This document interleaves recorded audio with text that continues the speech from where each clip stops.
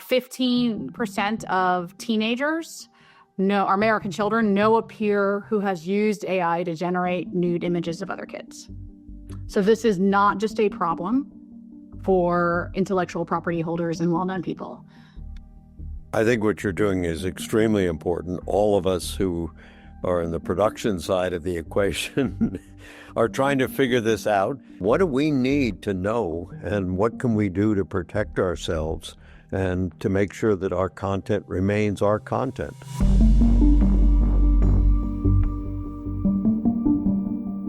Hello, I'm Ted Baehr, publisher of Movieguide, and I'm talking with Kathleen Grace, who I'm going to let introduce herself, but I met her, or I listened to her at the Producers Guild of America Produced by Conference.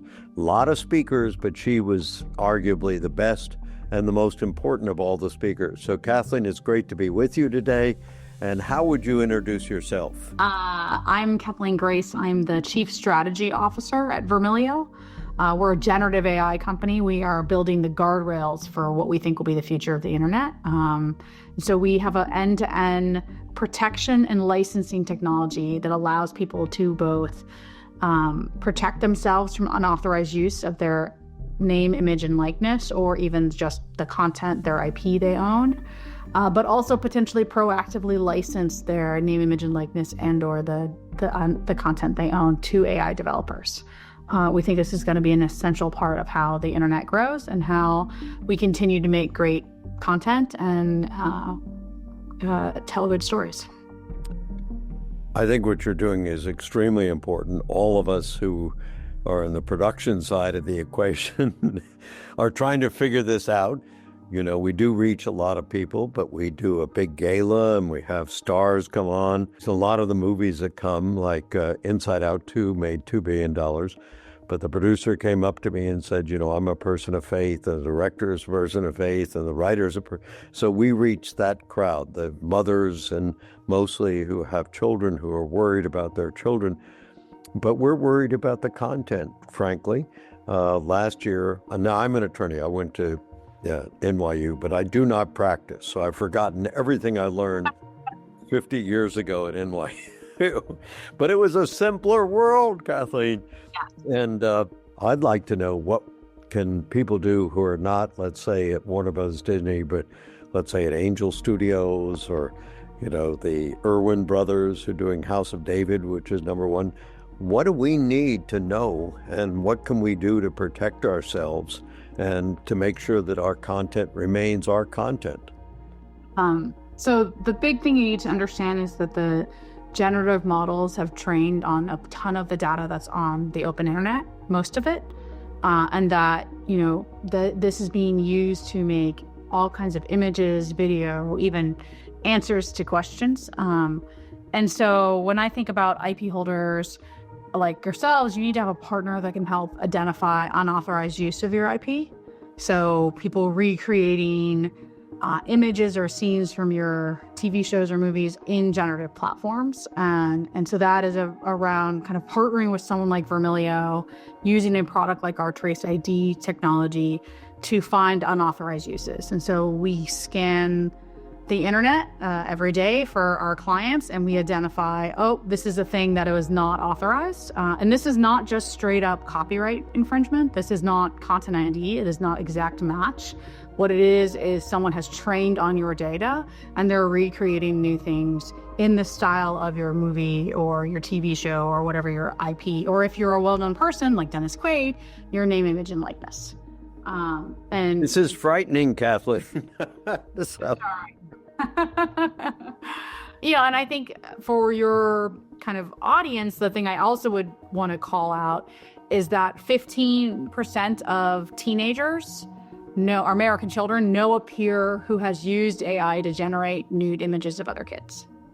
So this is not just a problem for intellectual property holders and well-known people. The use of generative AI for deepfake imagery, either pornography or scams, is rampant. We're seeing people do scams with bankers, people who work in the financial industry, but we're also seeing regular people, even local weather people, being deepfaked because this technology is moving so quickly. And so we ultimately launched a kind of anyone can use our technology version of our technology so that people can start protecting their name, image, and likeness from unauthorized use. Well, I've got a lot of questions, but since you raised that, a wonderful point, I helped start the National Coalition Against Sexual Exploitation. I've got 18 grandkids, and 13 of them are little girls, and I don't want that to happen. So I'm on your team. And I was head of a department at Berkeley and City University of New York, and I brought together 60 professors, or we got together to develop the first media literacy course. So you're even better than what we did. So how do people do that? How do people act? Vermillio. Go to our site and sign up for Trace ID. There's a free version where you can get a sense of your AI risk. They'll send you back a score and say, this is how likely you are to have something on the internet of your name, image, and likeness that's unauthorized. And then we have different plans. There's a $10 a month plan. There's a $99 a month plan. And these are all allowing you to monitor uses of your name, image, and likeness, and then have those unauthorized uses removed from the internet via takedown or delisting with Google. I remember one of the things I think you said at the producers conference is that once you ask AI to contribute to your production or whatever, you don't control it. You don't have any access. Be very mindful if you're a producer using AI tools, off-the-shelf AI tools, around the legal terms in those service agreements, in the terms of service of those applications, because you may not be able to copyright any of those outputs. And you also might be infringing on other people's copyright in using those tools. And so you have to be very mindful of how you use those tools in your production. As your kind of producer audience listens in, it's all fine and good to want to use Runway, but you need to be very careful around what version of Runway you're using, what rights you have to those outputs. Also, if you put anything into the model, most of the platforms say they then can train on your data. So if you've gone and shot some footage and then you manipulate it with Runway, it's very likely that this footage you have that has never been on the internet is now inside their model. Wow.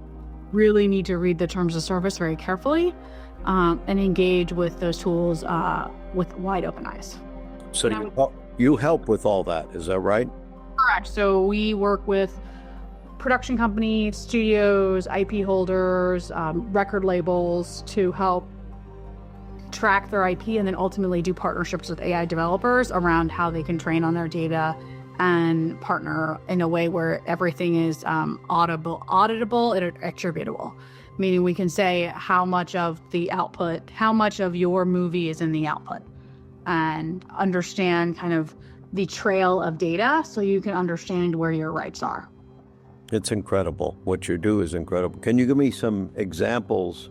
Because I work by stories, of course. I grew up in the industry. My father starred in 62 movies in the 30s.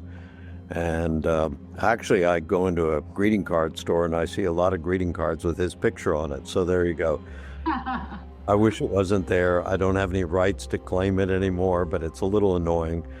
And I just had a friend from the Western Film Historical Association come and talking about somebody had all his films. And I'm wondering, wow, what am I going to do about this? But that's not the point. Do you have specific examples of people you've helped that I can understand? So we work with Steve Harvey. He uses us in two sides of his business. We help protect him from unauthorized use of his name, image, and likeness. He particularly have had some issues around people scamming people with a fake version of him. Wow. And to donate money to charities that don't exist. Getting them to buy things that he doesn't endorse. So we help remove those fake ads as well as some of those scams. We also are working with him to find opportunities for him to work with AI developers. And so a lot of our clients work with us in two ways. One, helping protect their name, image, and likeness, and two, helping them engage in a more healthy, what I would say, equitable partnership with AI developers. We have hundreds of thousands of hours of video. We're currently on our platform that we're working with IP holders, production studios, not all of whom I can speak about publicly, to go license that data to AI developers. And the AI developers will pay them money for that data. And then we track and audit that entire transaction. I love what you do. Can you remind me what you did before you worked with Vermillio? Yeah. Most importantly, before I worked with Vermillio, I worked at YouTube. I worked at YouTube when they were building a technology called Content ID, which is the kind of matching system they built to identify kind of copyrighted movies and TV shows and music that were uploaded to the platform. And so I worked at YouTube for 3 years. I came over through an acquisition of a startup. And then after I was at YouTube, I worked and ran a digital studio that I co-founded with Ron Howard and Brian Grazer, among a number of amazing, wonderful board members who were from traditional media. And I sold that company in 2019. And so then... I've known Ron for a long time. Not close, but I know him, and I know the man who taught him how to jump off a trapeze. So it was a really big adventure building that company with them and ultimately selling it. It was a crazy time in online video, and it was fun to work with both Brian and Ron. So if you were going to talk to parents, which you started to do, since that's our big audience, 69 million people, most of them are women between 30 and 40 and 50 who have children, what would you say to them about the whole AI revolution? I would have 2 points, which is be very mindful around how your kids are interacting with AI and potentially be aware that there is an issue around, especially teenagers, generating deepfake porn using images of their, peers. If possible, if your child is over the age of 13, I would sign them up for Trace ID just so they can be aware of their name, image, and likeness on the web. And then the other thing I would be aware of is that 6 out of 10 of the fastest growing channels on YouTube are entirely AI content. And so increasingly, if your children are on TikTok and YouTube, they are not watching things made by humans. And that is a very different effect on the brain.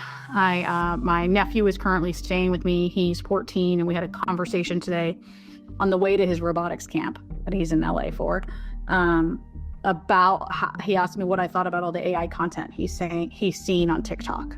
And so if you are concerned about the quality and the quality of the content your children are watching, I'd be very mindful around how much AI content they watch on TikTok and YouTube, just because it's not always the best, and it just takes kind of the most extreme portions of online video and makes it even more heightened because it's made by a machine. Kathleen, you're one of my new favorite people. I love what you do at Vermillio. Tell people again how they can access Vermillio. Usually we do much shorter Zoom interviews because we're short content. That's how we reach so many people. But you've been fascinating. So how do people get a hold of you or Vermillio or whatever? Our website, Vermillio, so VERMILL.io, vermill.io. You can sign up for Trace ID. You can reach out to us. We're very responsive, easy people to get a hold of. We're just here to help protect people and build the right guardrails so that the generative AI world can benefit everyone. Thanks so much for watching. Be sure to like, comment, and subscribe down below. And if you want more content like this, head over to movieguide.org. Movieguide is a nonprofit organization, and we are supported every day by viewers like you.